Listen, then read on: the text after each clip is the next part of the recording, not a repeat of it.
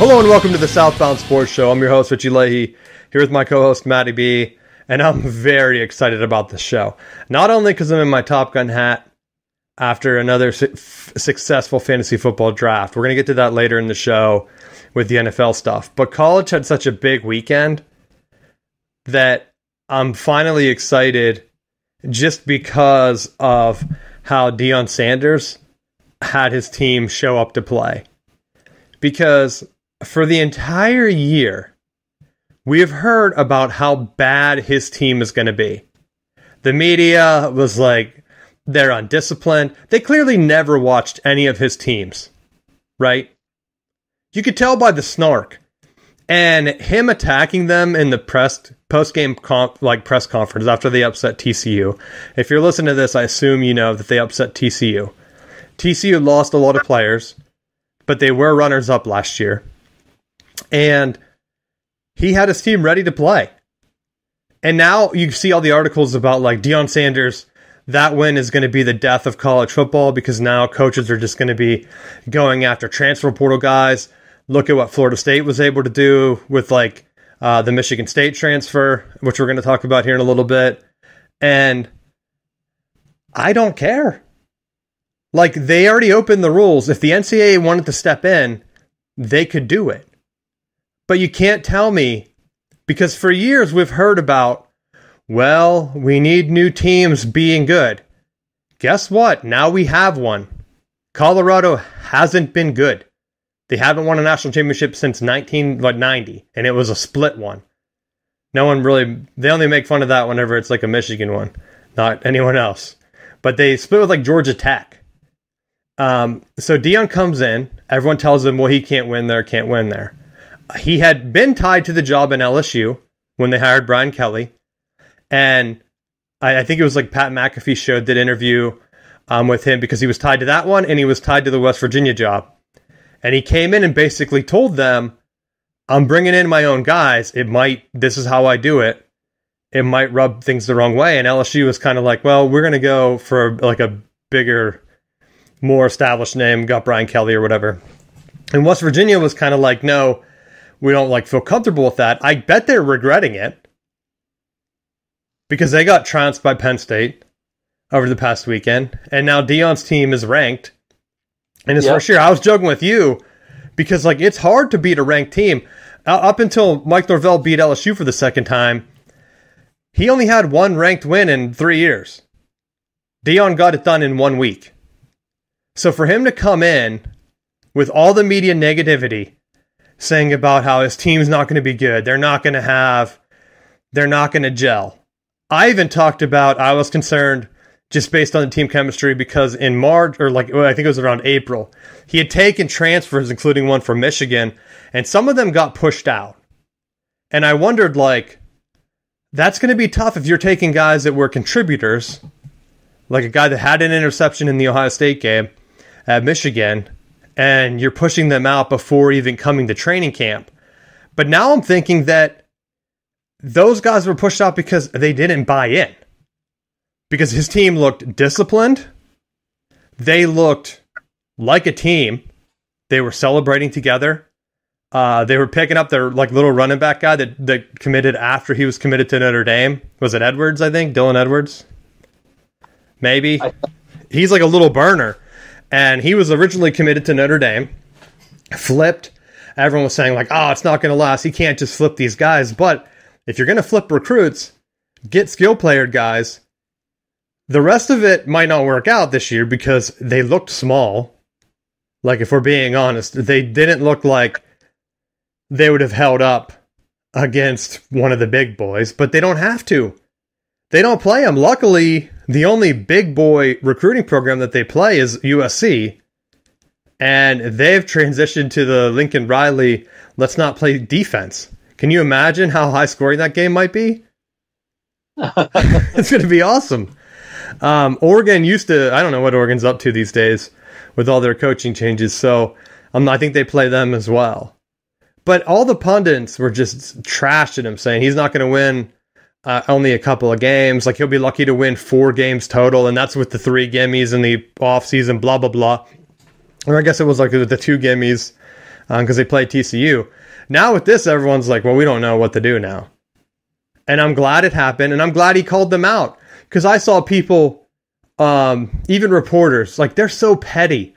Some guy was like tweeting at Deion's players saying how disrespectful they were. It's like, no one cares about you, sports guy.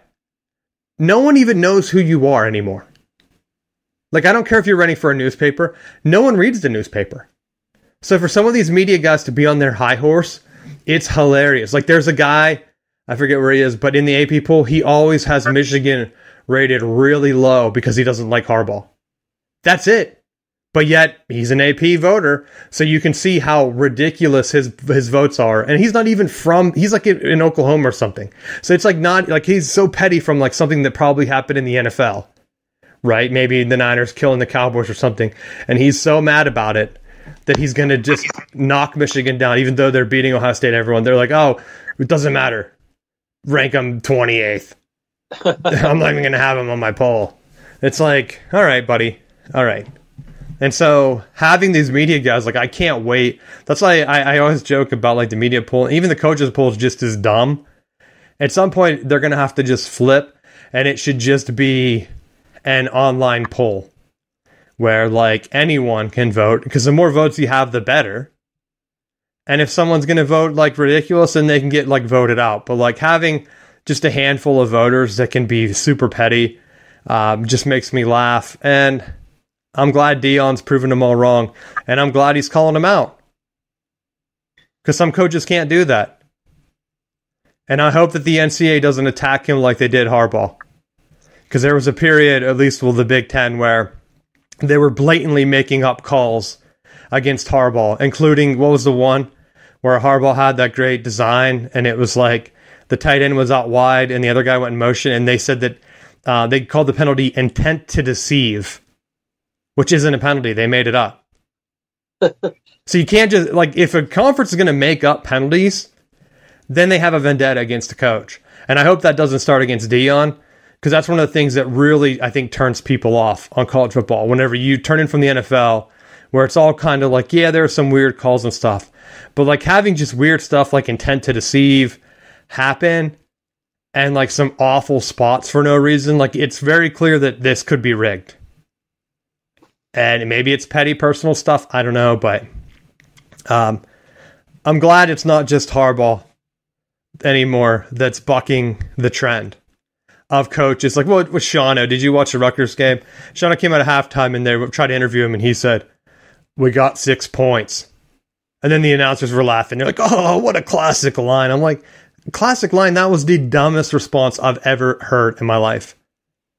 Like, if I was a parent at home and had a kid who was going to draft, I'm like, you're not playing for that guy.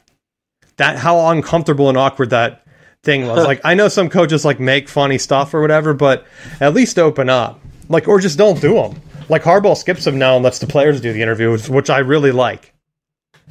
And what is the one lady always tries to chase them down? I can't remember if it's like Molly McGrath or someone. He always ignores her, which makes me laugh so hard.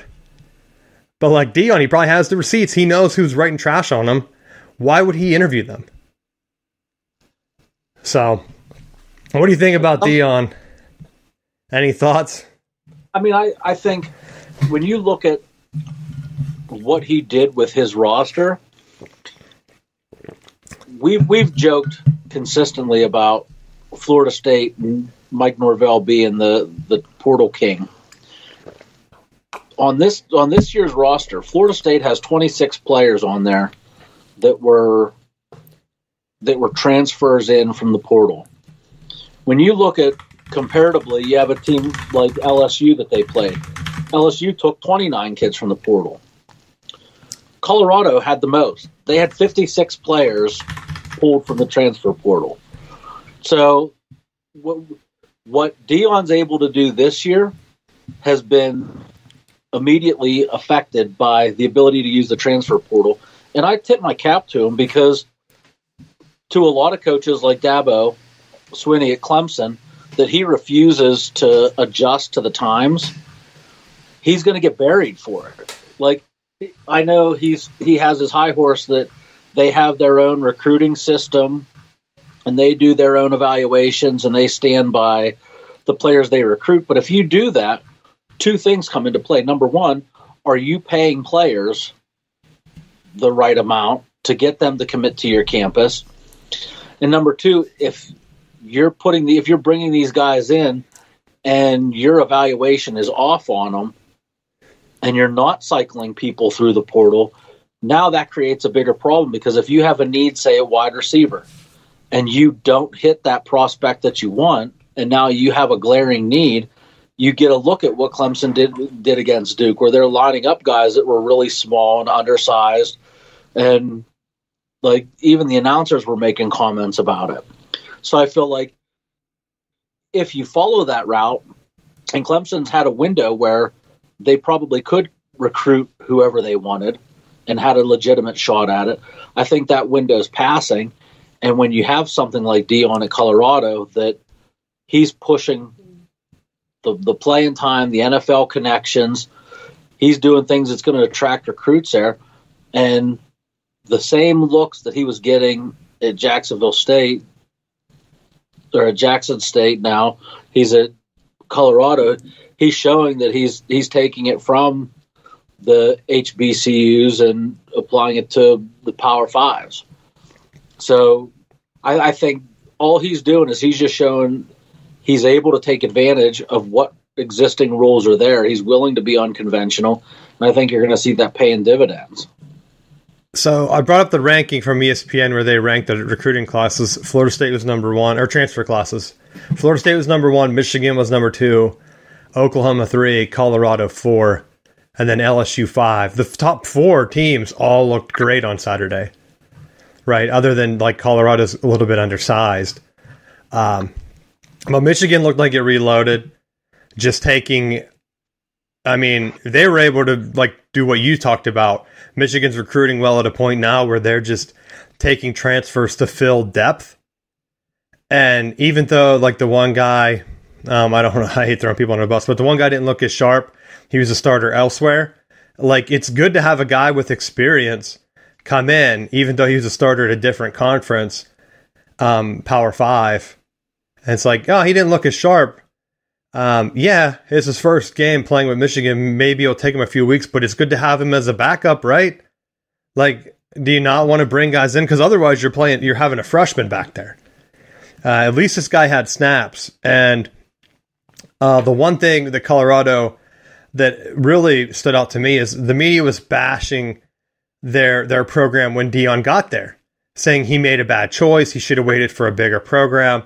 Colorado's roster was basically trash. They barely won one game last year. And it's like, well, what did you want him to do? Keep a roster that won one game? Like, they hired him and paid him big money to do what you did, or what you said, brought in NFL guys, brought in big-time recruits. Travis Hunter looked like Charles Woodson, dude. I thought, oh, God, if he keeps this up, Michigan's not going to be the only school with a defensive player to win the Heisman. Because on defense, he was that good. I know he's been in college, 2 years? Yeah. He's a sophomore. So, like, is that when Charles won his, or was he a junior at that point? I can't remember. But, like, I think they said he had one pass completion against him. He had that ridiculous interception, which basically saved the game, where TCU was down near the goal line, and they tried to just check down, and he broke in front of it and intercepted it, and pretty much saved a touchdown or at least a field goal. And then on offense, he had 100 yards receiving. I thought, man, if this guy... And then he was dancing after. Did you see the memes? It was like, they were making fun of other programs, saying like, the dudes are tired on defense, even with the shortened game time of only 2 hours. And yet here's a guy that played 140 snaps or whatever. He's dancing in the locker room after. Like, he's not even tired. Well, I don't know if you saw this, but TCU's coach, they were interviewing him about their preparation for the week, and how they thought that maybe players from TCU were tired toward the end of the game. Apparently, even with the heat index as high as it was through the week, he insisted on having the players outside for practice, like didn't use the indoor facility. And and any of the load management stuff. Like they just kept hammering away outside. Who was that, Dion or TCU? Sonny. Yeah, and it was speculated that because they were so insistent on having their practices outside and doing all that stuff outdoors in the heat, that it left players like physically tired for their matchup. And that's why they wore out at the end of the game. I don't think they really wore out. I honestly think that the commercial time. So this year, we'll talk about this quick because I want to talk about the ACC. So basically, this year the NCAA started a running clock, and someone crunched the numbers. Let me see if I can find it. I think I saw it on the Michigan boards, but let's see. Oh, maybe they don't have it anymore. But so what happened is that there's a running clock. And the idea was it would shorten the game, shorten the series, and do whatever, right? So by shortening the game, the NCAA is saying with the exception of like the NFL, with 2 minutes left in the half or the end of the game. So average time, I forget who was crunching the game. Someone said they had a clock running for the LSU and Florida State game. Game time was down from like actual game time was down on the TV broadcast to like 2 hours because of the running clock. So you're taking like an hour game, and they said that includes stuff like the TV show and players running out, like in between plays, stuff, because normally the game's like, 15 minutes or something, they say. So you're cutting almost like a ridiculous amount of time out of the game, like 30 minutes or something. And instead, the game didn't get any shorter. The Florida State LSU game was still 3.5 hours or something, like between 3 and 3.5 hours, because there was like an hour of commercials, of flat commercials, not like, hey, this game is brought to you by Budweiser or whatever. They said they counted that as like the game presentation. So just straight commercials with no football or anything else on was an hour.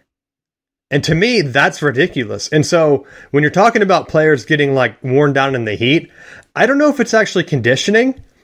And I think this is like something that I've been a lot worried about hurting Michigan this year. Is last year, they averaged like between 7 and 9 series of offense a half, right? So you're able to wear a team down because you're pounding them for whatever. This first game, they only had 5 series in the first half. The second half was like not the starter, so I didn't really worry about that.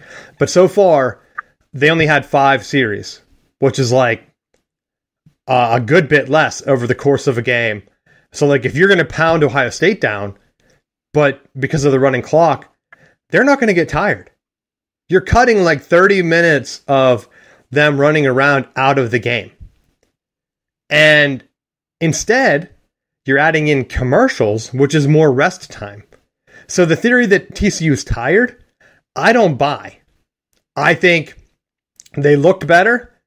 They looked like they had the better athletes. They just weren't prepared. They couldn't. Some of their calls on defense reminded me of how Michigan looked against TCU last year, where, let's just let them take the easy stuff.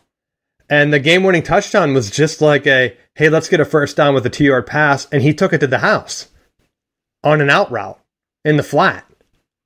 Like, there's no way they should have scored on that. I don't know what TCU was doing on defense, but it wasn't good. And they had the chance to score. Like I said, they're throwing an interception down at the goal line. It was almost like they were kind of, I don't want to say snake bitten, because the defense just didn't make adjustments. It was almost like they bought into the media hype of, we're going to kill these guys, and we're just going to kill them. So we're going to do our own thing. And so I don't buy into they were tired, that's why. Like, no. Colorado looked like they were tired, and TCU was just going to pound them at the end. And they didn't get in. They threw that stupid short pass, and that guy got tackled, tripped up short of the first down stick, which I hate so much. You have a air raid offense or whatever Sonny Dykes runs. Yep. Throw past the sticks. Why the hell are you checking down to an out 7 yards before the sticks? Like, if he made that guy miss, TCU probably wins the game. But big props to that dude making that tackle, because he saved Colorado's day and kind of pumped everybody up. Now it's like, well, their defense isn't that good, but their offense can score big plays at any time. I almost wonder, like, Colorado could be run out of the building if they kind of do what Georgia did to TCU, kind of do like the bend but don't break. Like, hey, we'll just let you dink and dunk, and then we'll let you punt it, and then we're just going to pound you in the ground because your defense is smaller than ours offense, and then it's going to be 30-0 really fast. Like, just don't give up any big plays against Colorado. Lincoln Riley, call me up. I can give you some tips. Just do like a 3-man front. Have all 8 guys kind of just back there, not playing like prevent. Do like some type of drop zone. Maybe have like rotate between quarters and like 3 men back deep, and just fill those zones and keep everything in front of you, and let them try to dink and dunk down the field, because I don't think Colorado can do it.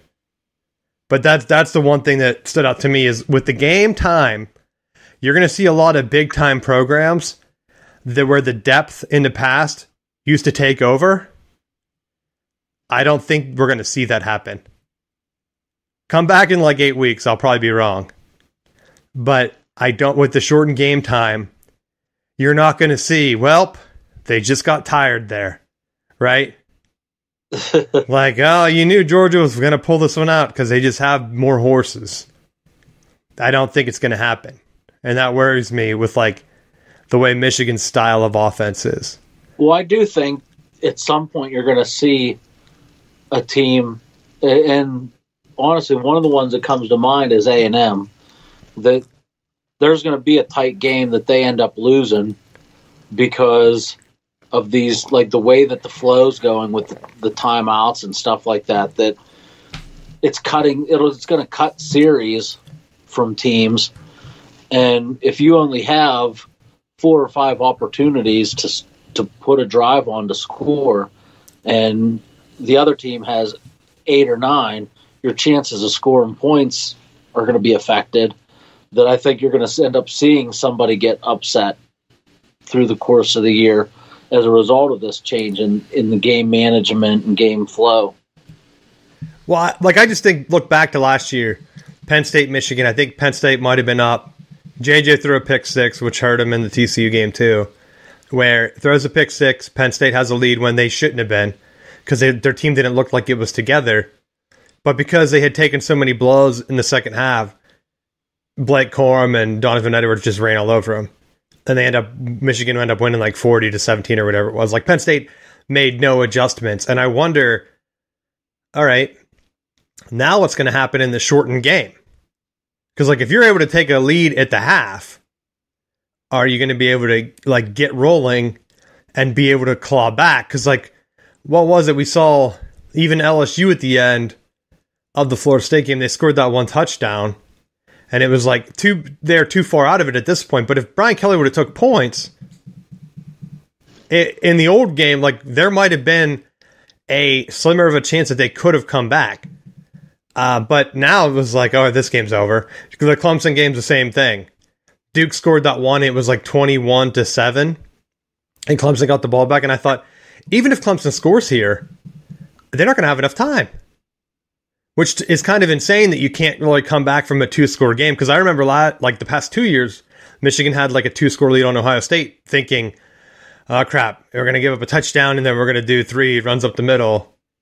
And then Ohio State was like, you can do 3 runs up the middle and we'll let you run for 80 yards and score a touchdown. It's like, oh, thanks, guys. That makes me feel so much better. I'm much more relaxed now.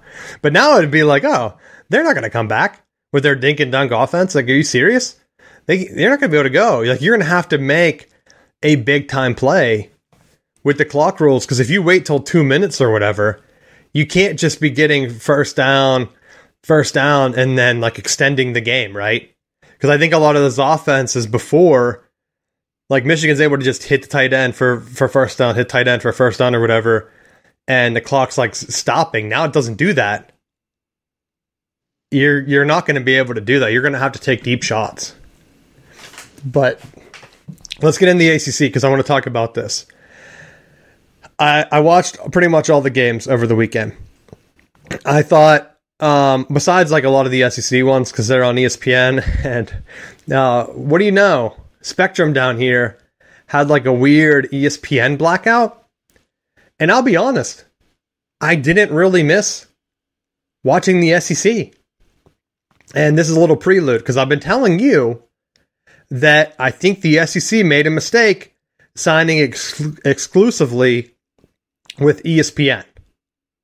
Because with these blackouts and stuff, I saw a lot of people say, like, I'm just going to go get an antenna because then the channel's free. Because if you were watching on NBC, what was the Notre Dame game? NBC's recommendation was that if you pay for Peacock Plus, which is like their streaming service plus an extra $9, you can watch the regular NBC channel on your app. And I thought, I can just watch it for free with my antenna. The antenna costs $20 at Walmart. Why am I paying you $10 a month? That's $120 a year to watch the regular channel you get for free if you buy a $20 antenna? Like, do people not realize that? With ESPN, it's like ESPN's asking Spectrum to raise the rates to a ridiculous amount, which I've heard is like almost $20 a subscriber or something like that. Which it used to be like $9, which is still high because most channels are like $1, if that, like 50 cents for like HD TV or whatever. That's why your bill's like $70. It's because each channel's getting like 50 cents or something. But ESPN was always able to charge more. Now they're wanting like almost a good chunk of the pie. And Spectrum's like, we don't care. Like, your ratings are down. We just don't care. And I don't even think people, like, are people really going to be canceling ESPN? Because I've been saying for the past couple of years, a lot of these big-time games are just on TV. Even Clemson was on ESPN last night. I don't know what the ratings of that one is. I don't think it came in yet. But like the Florida State game was on ABC. They got like, was it, I wanted to say 9 million, but I think it was 7 million. It was somewhere in between there. I didn't write it down. I should have wrote it down on my list. But it was like the highest Sunday opener, which I feel like, did Florida State play the Sunday opener last year, the same game, LSU? Was that Sunday? Yep. So it beat last year, and I thought most big-time games, even if you're in the ACC like that, you're going to be on the regular ABC channel. Like, if you're in a big-time game, they're not going to shove you on ESPN. The teams that are going to get hurt are teams like Georgia playing a nobody that's thrown on ESPN, or Alabama playing a nobody that's thrown on ESPN. Recruits aren't going to just randomly watch them, especially like if you go to the bar, because I went out and I couldn't watch any of the games. The TVs at the bar had, did I send you the screenshot? I don't remember. I don't know if I did, but actually I'm pretty sure I took a picture. So let me bring it up. I'll just read it. It says, our negotiations are about one thing, reach an agreement that is fair to our customers. We understand this is an inconvenience and hope to return this programming soon. We appreciate your loyalty and look forward to serving you. To voice your concerns, go to ESPN, Disney ESPN FairDeal.com. So it's like, hey, we know they're trying to just run you through. Like, are you seriously trying to force this? And that's where, like, I keep hearing people say, like, oh, don't worry, SEC is going to just nab Florida State and Clemson. Are they? Clemson did not look good. Right? Florida State looked good. But I'm not sold on LSU. Because LSU looked like Brian Kelly. Yes. That was a pure Brian Kelly team. And you know how many times I've been bitten because Michigan crushes a Brian Kelly Notre Dame team that's supposed to be good? And then Michigan falters. That, as I watched that, I thought, this is a snake oil game for Florida State. The LSU looks so bad discipline-wise that I don't know how good Florida State is now. And I've seen the pollsters bring Florida State up to like ranked number 4. And I thought, of course, like, who else are you going to put up that high? I thought that Florida State, if they won, should be up there. I think the ACC is in Florida State's hand.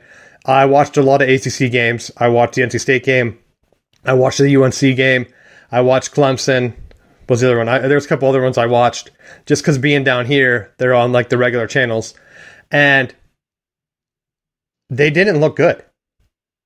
I was very surprised. I joked with you. I said, well, they put NC State on CBS Sports Network or whatever that one is because they really didn't want to see, they didn't want the fans to see NC State struggle with UConn. It would hurt the ACC perception because they struggled with them. And I thought, UConn's not good. UConn hasn't been good. And the announcers were like, this UConn team is looking really good. And I thought, no. Just like when Duke beat Clemson, I looked at their schedule because everyone kept saying, well, they're 9-4, they're good. They really didn't beat anyone last year. Their schedule was just such a cream puff that I don't know how good Duke is.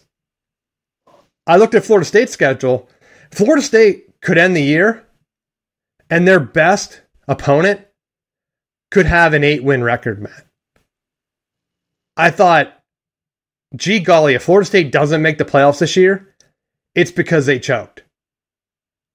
And if you're a Florida State fan, I don't know how you're not excited because I don't think they lose a game. I honestly don't. Because of all the games I watched, the only teams that they play with a pulse left are Duke. And I didn't even know if Clemson has a pulse anymore.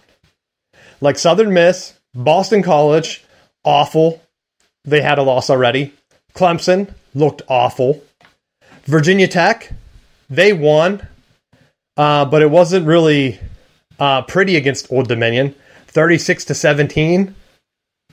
So is that a score that you should be excited about? No. That should be an easy win. Syracuse, obviously one of the weaker teams in the ACC like normal. And so I'm just wondering, like, as I go down the schedule, is anyone even going to push them? Syracuse played Colgate, which are they even D1? I don't think they are, so I don't know on them yet. I want to say yes, and maybe they're Ivy League. I'm thinking they're Ivy League or somewhere up there. Duke, we know they played Clemson. They didn't look like world beaters. Wake Forest was down last year. They lost Hartman to Notre Dame.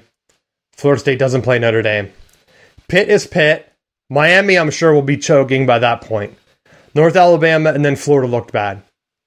Florida looked almost as bad as LSU discipline-wise. And it was almost like a joke how Utah just ran them over. Right? It's yeah. like, because people were saying, the SEC should have a Big 12 SEC challenge. I'm like, is this what you want? Because in the future, conferences are only going to have one cross-conference game. And if your conference is losing all of those games, South Carolina's losing to UNC, Florida's losing to Utah, right? LSU's losing to Florida State. Do you really want to have that challenge? Because like I saw the ESPN thing because they tried to spin it saying like, well, the Big Ten, they don't really have any teams that are worthwhile. The biggest win is Penn State's squeaked out a win versus West Virginia. I was like, it was 38-7 or something. They didn't squeak that out. They pretty much dominated the entire game. And are you just trying to make up for the SEC's blunders? Tennessee killed Virginia. Virginia had those players that were shot last year.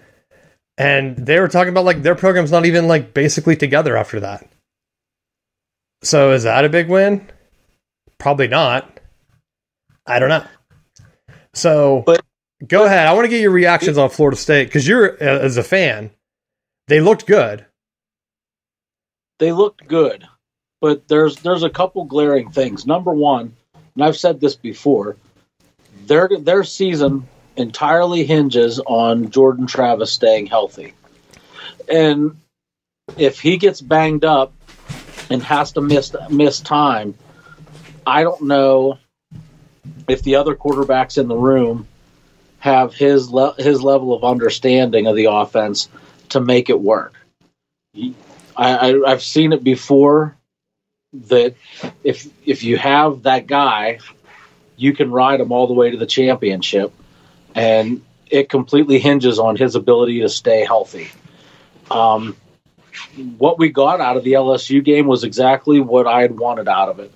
They hit the transfer portal. They picked up Bell. They picked up Coleman. They were major contributors, and I think like that's the place where you really hit your stride, taking that next step. You can fill out your roster in the portal, but I think long term you need to be able to pick and choose and develop some of the depth within there. I thought on the defensive side of the ball, they did an outstanding job of rotating guys and keeping guys fresh. And part of the issue that they had several years ago, they were so gassed and dead because they had no depth. And the front guys were the front guys, and it was just like 3 and out, defense is back out there. 3 and out, defense is back out there. And it just completely wore them out. There was balance to the offense this year where they were able to put some longer drives on and chew some clock off the clock and give the defense time to breathe. And then when the defense was out there, they're putting certain packages in and rotating guys in and out that I thought was phenomenal. Like to know where their program was 5-6 years ago and where it is now is just leaps and bounds. Like this was watching that game reminded me of, for the better part of my fandom of Florida State, what it was like watching games where you knew that there were athletes and highly talented players and making plays. So it was actually enjoyable to watch this entire game and see the difference in where they started years ago to now, where they're able to compete on this bigger stage.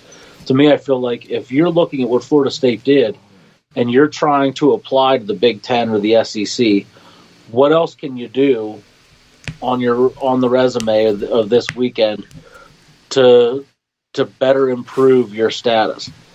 A top 10 matchup. LSU was number 5.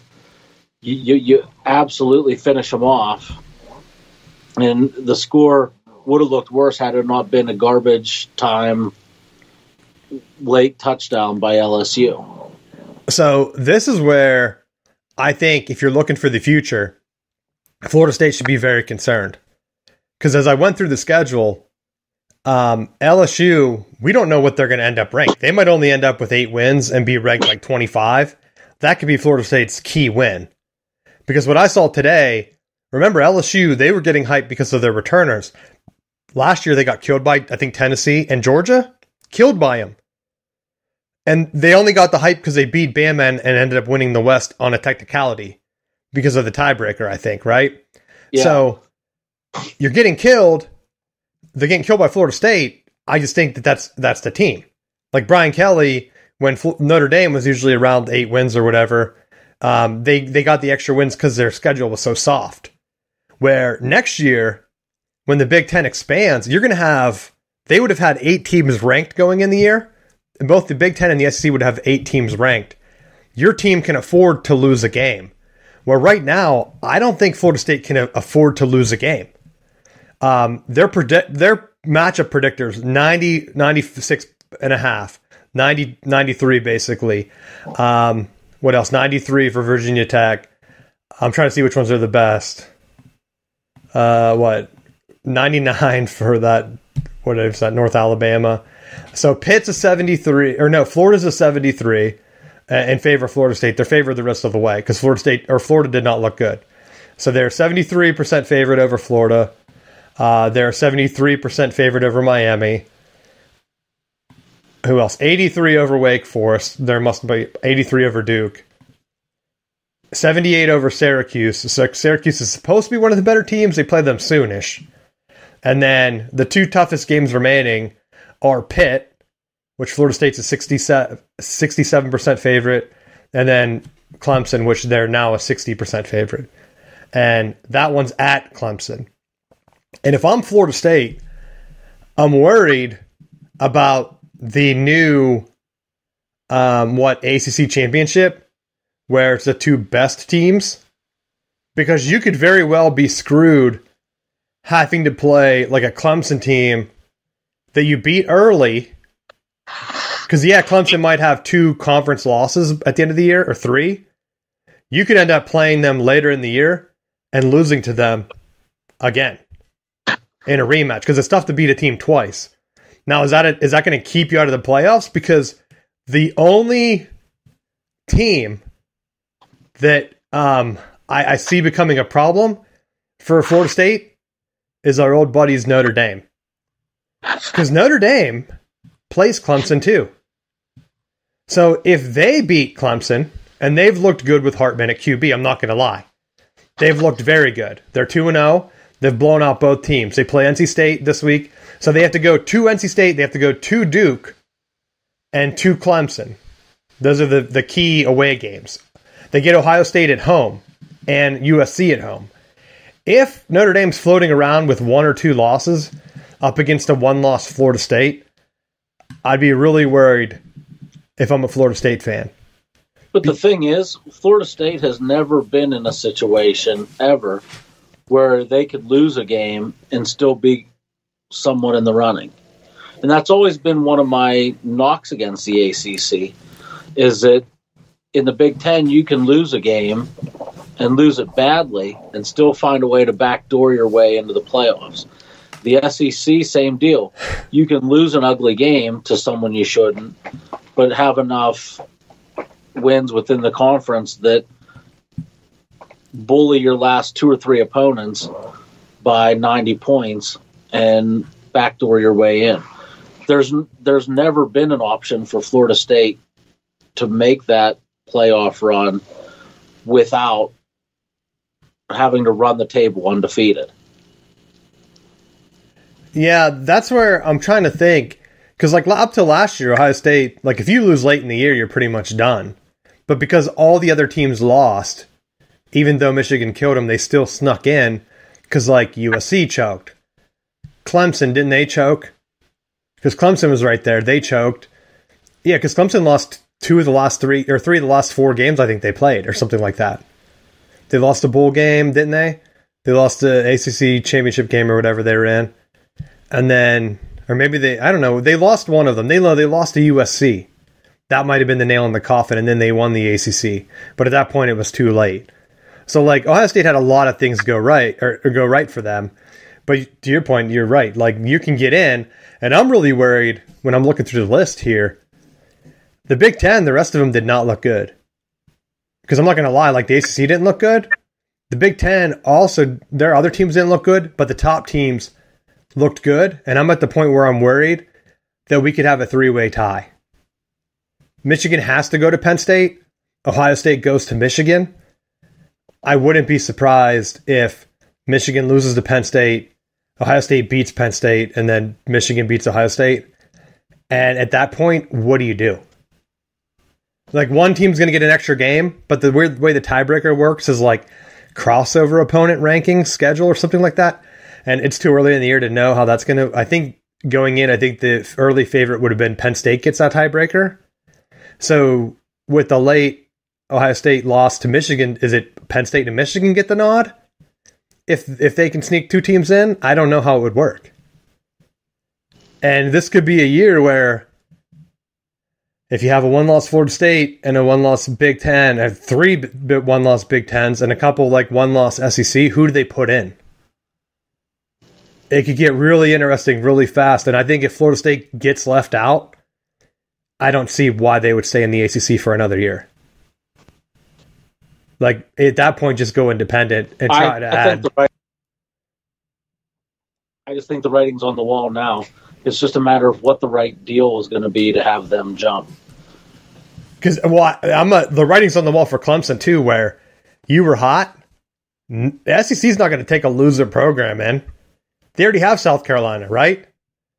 And I'm not saying the program is comparable. I'm saying the state. Clemson is a small school, like in the grand scheme of things.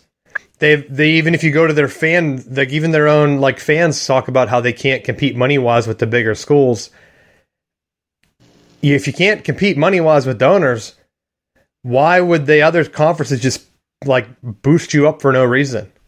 Your only hope is the Big Ten, I feel. And I really don't think the Big Ten's going to go that way. I think the Big Ten would rather take Georgia Tech and Virginia and UNC if they can. UNC is a wild card to me because they did look good. I'm just used to them choking somewhere, right? Speaking of choking, did you see Mac Brown trying to choke out Shane Beamer? No. It was like the end of the UNC South Carolina game. Beamer's trying to walk away, and like Mac Brown like grabbed him by the throat to like pull back in and tell him something else. No, I didn't see that. I did see someone was making fun of the way Beamer like tried to do a press conference about something. He's complaining about something that happened in the game that didn't matter. But I'm like, at this point, South Carolina, like, does it really matter? I'm just kind of surprised, like, going down the rankings. Like, you're at a point now where early in the year, it's pretty clear who can make the playoffs. And I think the list kind of cuts off at Oregon, other than teams that could play their way in. Like, obviously, if Duke runs the table or Colorado runs the table by some miracle, they're in. But I think, like, you're looking at Oregon and up, where Washington looked killer. And so you have 4 teams in that group from the Pac-12 or whatever the hell you want to call them. I really don't think, I don't see a way how they don't beat each other up again, like last year, where the Big Ten only has 3, and they're all in the same division. They only play once. So you're either going to get 2 through, or you're going to have all 3 be tied, and then it just depends on how many openings the playoff has. Because they won't jump an undefeated Florida State, nor should they. Like, if you have an undefeated conference guy, now if you have a 1-loss or 2-loss conference champ, I think the Big Ten gets 2 teams in again, if that happens. Because they're right there. Michigan's 2, Ohio State's 5, and Penn State's 7 right now. At the end of the year, it's like a self-fulfilling prophecy, Matt. If they beat everybody else and they only lose to each other, they're going to still be ranked around that same area. Yeah. It's just a difference where, does Florida State like stay ahead of Ohio State, or do they back in? And Alabama, Georgia, they're bound to play each other if they each win their side, right? So one of them, in theory, should push the other one out, unless they're both undefeated playing each other and they want a rematch like that other year. But I don't know. I'm pretty excited. I hope that we see some new blood in there. Like, I wouldn't mind Tennessee taking a ride, or even Washington. I mean, Washington's been in the playoffs before, but they have a new coach since then. And, like, I don't want Notre Dame sneaking in. I don't think Texas is another one where they kind of didn't look as good as what I thought they should when I watched that game. And now they're playing Bama, and of course I'm not going to be able to watch that game this weekend. So we're going to see what happens. If Texas beats them, I think that it definitely keeps an opening for the other conferences. So if you're a fan of college football, you're cheering for Texas this weekend, because I don't think Texas is going to go undefeated, but they can keep Alabama and the SEC from getting Georgia and Bama both in. Right? I mean, possibly, maybe Bama beats Georgia in the SEC champ and they both end up with 1 loss. But if Texas ends up 9 and whatever, or 8 and 4, I think that's going to be like kind of a bad loss for Bama at the end of the day when you're comparing them. Let me look through my list here. Anything else? No. Just Florida State, I think. Man, what an opportunity! That if they're going to compete in the playoffs, the biggest thing that they have to control is some of the stupid penalties. And they had some personal fouls and some late hits out of bounds that they were able to brush it off during this game. But those are the little details that I feel like, if you're going to be a national champion team and you're going to separate yourself from the run-of-the-mill guys in your conference, those are the things that you have to get better at. You can't take unnecessary penalties or give additional opportunities to teams, because eventually it will bite you in a big way. Well, that's what Colorado looked. They looked sharp and they looked disciplined. And I don't think anyone predicted that. Like, I knew he was going to have them ready to go. Even Michael Irvin came on, I think, in the pre-show, and he was talking about how they looked like a professional team, the way they didn't waste any time at practice. I've heard the same thing about Michigan's practice. I've heard the same thing about Bama and Georgia's practice, where you know, like, there's no wasted time. Everyone's doing something, trying to get better. And it's not a surprise that the teams you hear that about are teams that are successful. Like, you never hear someone be like, oh, yeah, you know, at that Michigan State, they're really working hard together. It's like, oh, no, they're really undisciplined. Who knows what they're up to? I did see a random thing, too, where they said some of the transfer players, if you watch on the team, the guys that are transferring like 2 or 3 times, they're the ones in the game that are more likely to do a late hit, get into someone's face. I saw it with East Carolina, where a couple of their players, and some of their fans were pointing it out, where a guy that was with East Carolina the entire game, he hit JJ pretty hard on a sack. JJ got up and like shook his hand. Later in the game, there was like a late hit out of bounds, and that same player came over and like got in the face of one of his guys that was a transfer. And that guy, and there was 2 other ones that both transferred into East Carolina. And I was thinking, like, this can't be a coincidence that the 2 guys that are the most undisciplined were both transfers from multiple programs coming in. And someone was trying to do a tracker where, like, hey, yeah, the guys that are getting penalties at when Michigan State had their transfer palooza, the guys that were getting them, like, the late hits, roughing the passers, things like that, were guys that were transferring. And now there's a theory maybe these guys are transferring multiple times because they're like wearing their welcome out.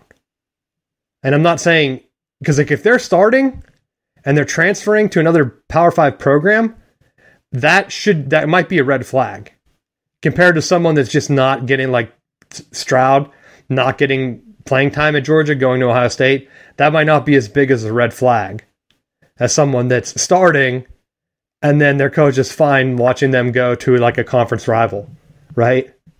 Like, oh, see you later, guys. we'll see you in so-and-so game. Because I was wondering that, and I wish someone would put together like a penalty tracker based on like the players. I know in college, like, I mean, I guess they're getting paid now, so who knows, right? But the ones that, if they are getting penalties, is that someone you want to bring in to your program? You can't really rely only on transfers, especially if you're kind of doing like it's going to be a mercenary at some point, right? You're just bringing in mercs to help your team instead of bringing in the culture guys. Because I would be surprised if next year, because everyone's saying Deion's going to clean house again.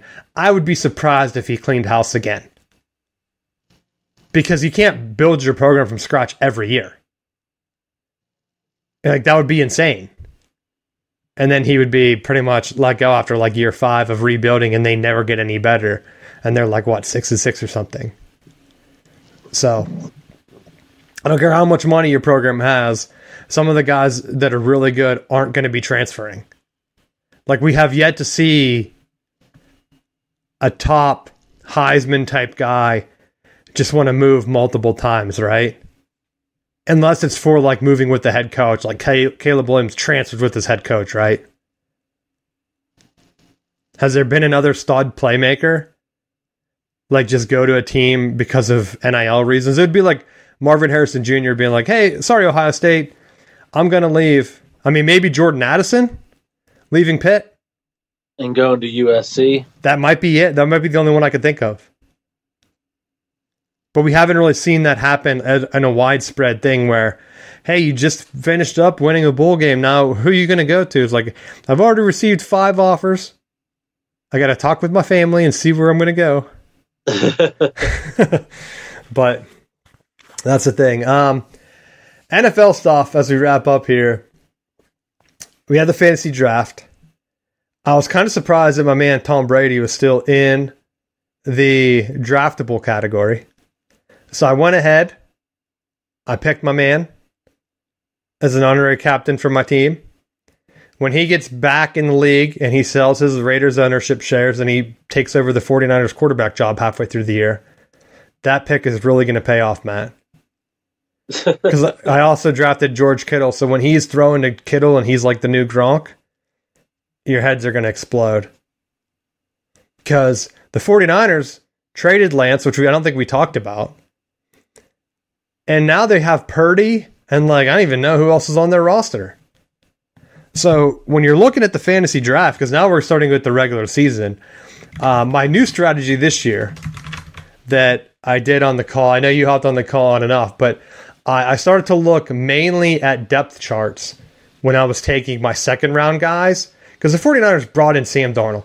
Sam Darnold is not a good quarterback, right? Longtime listeners know that I correctly identified that Sam Darnold was going to be a bust when he was seeing ghosts out there and at USC and throwing picks right to the defense for no reason. Because at USC, you're more talented on offense than the other team. You should not be throwing right to the linebacker at any point in your career. So the 49ers are right to bring in a guy like Tom Brady off. But I did notice that, surprisingly, there were a couple starting running backs that were listed as number one on the depth chart that ESPN had for very low values. Another one that stood out was my boy Nico Collins from Michigan. He plays with the Texans. I know he has an Ohio State quarterback, and those haven't really worked out in the NFL. But if you're promoted to number one, you're going to get balls thrown your way. So my new tip is to try to look at the depth chart going in when you're taking a flyer on these early, like, rookie type guys that have only been in the league like 1 or 2 years. Because at some point, no matter how bad the team is, you're gonna have to draft guys that are actually playing, right? Like, I'm gonna draft this guy. Oh, where's he on the depth chart? He's third, but ESPN's really hyping him up. It's like, all right, interesting. My other buddy had a theory that if the team is featured on Hard Knocks, then a lot of their players will be drafted. And that held true in our league, with a ton of random Jets players being taken. But yeah, Aaron Rodgers fell. I got him for $2, I think. Because I picked Dak, and I thought, well, Dak could get hurt anytime. I'll take Aaron Rodgers, and then my man Tom Brady will be my ace in the hole if I need a guy to play. But any strategies that you were looking at this year when you were drafting, other than making a fool of yourself? On what did you draft? Really high kickers for $13? Is that you? I did have the pick of my kicker. And I looked at with what Aaron Rodgers brings offensively for the Jets. If he can chew clock, then that's going to be fewer opportunities for the defense. So I did go in on the defense just because they have a younger unit. Slay's a defensive-minded coach, and I'm higher on them because they're going to have consistency. I felt like they had a young receiver core last year, and they ended up trading some of those pieces away as the year progressed. But it was like they just had so much inconsistency at the quarterback position that they really couldn't get any type of stability. To me, I started looking in years past, I've tried to go the route of holding on to money early on and not setting necessarily price limits for certain people. But I feel like with the way that our league is set up, if you don't splurge for at least a couple picks, then you end up really being in a really tough situation. So, I went in going after Josh Allen with knowing that he's going to, unless he ends up banged up, that he's going to be a high performer. And matching that up with Stephon Diggs, it's like there's when they're in the lineup together, you're going to be banking on a bunch of points and hoping that whoever the other team I'm playing against ends up not having as much success with some of their other picks, that it tips things in my favor. That's where I always go high on running backs.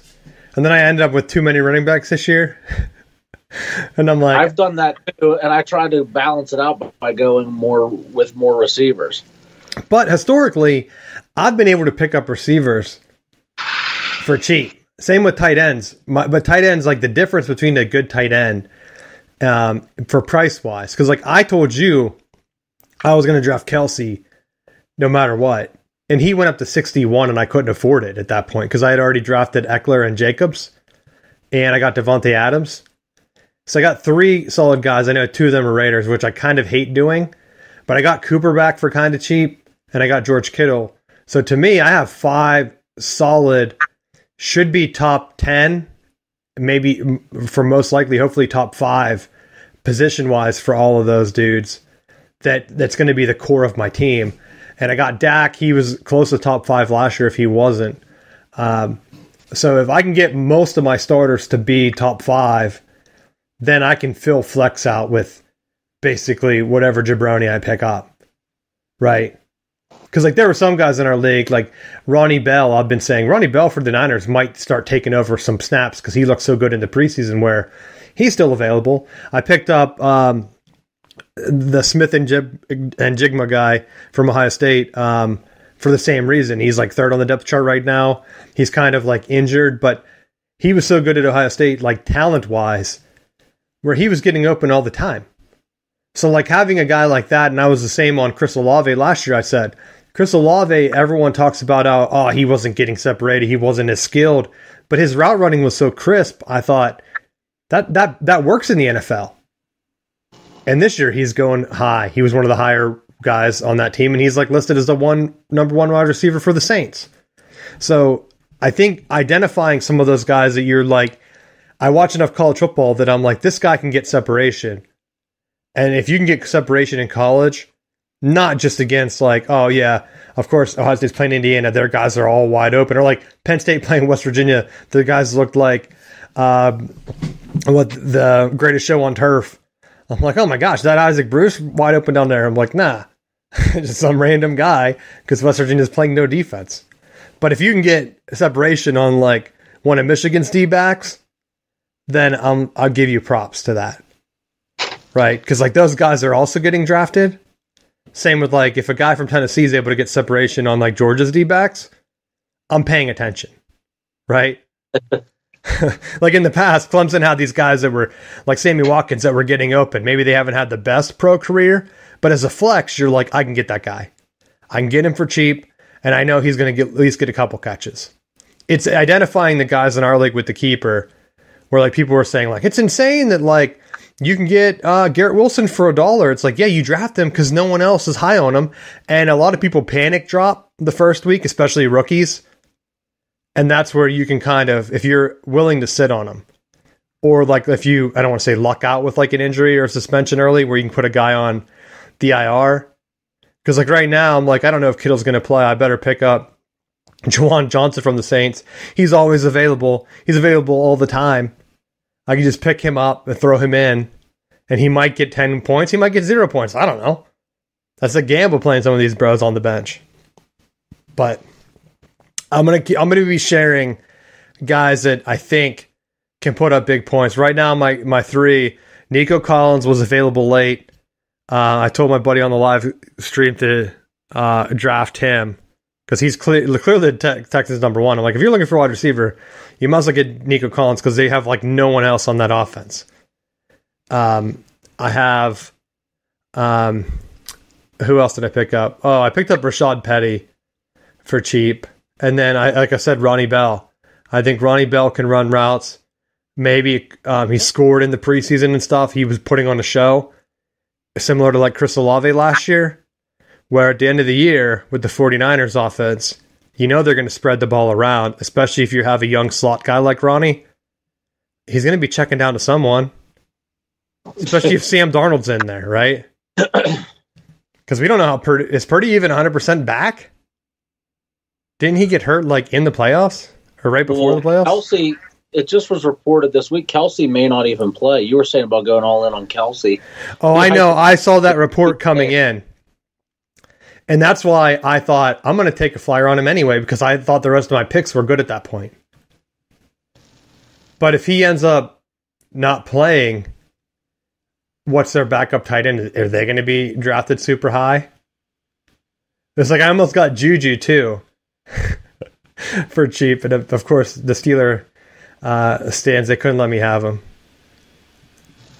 But I don't know. I also went high on Breece Hall, which I'm not sure on that pick. Because, like, yeah, he's good, but he's more of my backup running back. just because, I don't know, who's their starter? Dalvin Cook? Yes. So, like, him coming in and getting checkdowns from Aaron Rodgers might work out fairly well as, like, your flex. I also picked up Odell Beckham because I don't know if I trust any Ravens wide receivers. At least get them a big name out there. That's what Lamar Jackson wanted. I like when the quarterback says, I want you to get this guy, he's going to throw the ball to him. He's basically just telling them. It's like LeBron. Like, hey, I want this guy on the team. That's who you should draft. Remember, was it the Browns tight end? I always talk about it. Because he was like, his interview was about how they became best friends and started to be roommates. And I thought, I'm drafting this dude. And he was like one of the highest scoring tight ends. And everyone was like, who is that guy that you picked up? I'm like, when he moved in with the quarterback week 3, I knew that he was going to start. He's on the free agency. That's why I'm not afraid of wide receivers. Because you can always pick up a wide receiver that just starts to get targets for no reason. But I've been going rookies. Didn't I have Devonta Smith and Olave last year? This year, I'll see if I can bring some other rookies. But that's all I have for the show. Anything else you want to talk about? No. You want to talk about Florida State some more? How excited were you during the game? I was pumped, and I was even more pumped today when I saw that Florida State's in that top 4. I knew I wouldn't have been surprised if they were 2 or 3. I didn't think they'd move ahead of Michigan just because Michigan looked dominant, and like you can't penalize them for playing East Carolina. The one surprise to me is East Carolina. They almost beat NC State. They lost by 1 last year, and they almost beat South Carolina. They lost by 3 last year. So I was kind of like, are they going to play this game close and watch Michigan fall to like 8 in the rankings? But they shut them down completely. And so the next 2 weeks, I think, are nobodies for Michigan. With Harbaugh and his dad. He made his dad the associate head coach, which I don't know if I talked about on the show. But how funny is that where it's like, I'm going to be suspended, but my dad's going to coach? Yeah, he won a natty at Western Kentucky. got them to get the call up to D1. Like, who has a coach just floating around like that? It was like whenever McElwain was like the assistant or whatever. It'd been funny like if he just tags in another former head coach. Like, you know, Nick Saban has his rehab thing. Harbaugh kind of has like a smaller version of that, but he's like able to tag them in when he gets suspended. Then he watches the game on the couch. Someone said that he should have live streamed himself watching the game and put it towards the NIL fund. That was a big like middle finger to the NCAA, which that would have been funny. I wonder how much money he could have collected doing that. Just sit there and slowly eat cheeseburgers. He's probably yelling at the TV, right? Just like one at a time, just like real slow, just slowly eating a burger. Well, I forgot to mention this. Some of the calls in the Michigan game were so blatantly wrong, I was very surprised. But the most annoying thing was the NBC rules expert, 100% wrong like every call. So the first one, for Michigan's first touchdown should not have been a touchdown. JJ was beyond the line of scrimmage when he threw it because he was scrambling out. And he could have just ran for the first down, but like very late, he saw our guy was wide open in the end zone. He threw it anyway because figuring like whatever, it's early in the game. I might as well take a shot. They reviewed it somehow and said that he was behind the line. He was clearly not. But the smug announcer was like, "Oh yeah, this is coming back," and he like didn't explain it. He's like, that's it. He's behind the line. Yeah, that's coming back." And then when they announced that he didn't say anything, they're like, "Oh, what a surprise!" And then the next time, JJ made a jump pass, like the old Tim Tebow jump pass, so he was out of the pocket. Their guy launched and hit him helmet to helmet. A clear ejection, right? Because if the quarterback jumps and you launch your helmet head first into his head, there's no excuse for that. That's not a football play. It wasn't like, hey, I'm just randomly jumping into the air with my helmet that I couldn't stop. So I was so shocked when the guy was like, "Oh, this isn't an ejection. This isn't even a targeting. That's just their helmets were just incidental there." And I'm like, incidental? He jumped into the air as a pure launch. And the other guy was like, he kind of launched there, don't you think? And he's like, "Oh no, this isn't a penalty at all." And then of course when it was a penalty, he was like, yeah, I just thought that was a football move," is what he said. And I thought, how could that be a football move? Like, if you're bringing in, and I looked it up, he was an NFL's role expert. If you're bringing in the NFL guy to be your college expert, at least make him watch some college game. Because, like, that was very clear in ejection. There's no way, even in the NFL, that shit, like, if that was Aaron Rodgers, that's what I wish the other guy would have said, like, hey, if that was Aaron Rodgers jumping, you don't think they would have threw a flag on that play? And he would have said, oh, yeah, they probably would have, because it was Aaron Rodgers. Then it's a penalty in college, buddy. Like, now, if Brock Purdy's doing that and he's getting hit in the head, maybe that's a football play to you. But you're going to protect your stars. And JJ in a 30-point beatdown taking that hit that shouldn't have happened is like a red flag for the rest. But there was a couple other ones, like the Spot found something else that he like was so wrong on, and I thought, call me at home. Call me at home. I'd have a better percentage than this guy. The only one I would have missed was the touchdown pass, because I thought he was beyond the line of scrimmage. Everyone else I would have been 100% on. But NBC didn't tweet me back, so maybe next week, Matt, I'll get hired by them.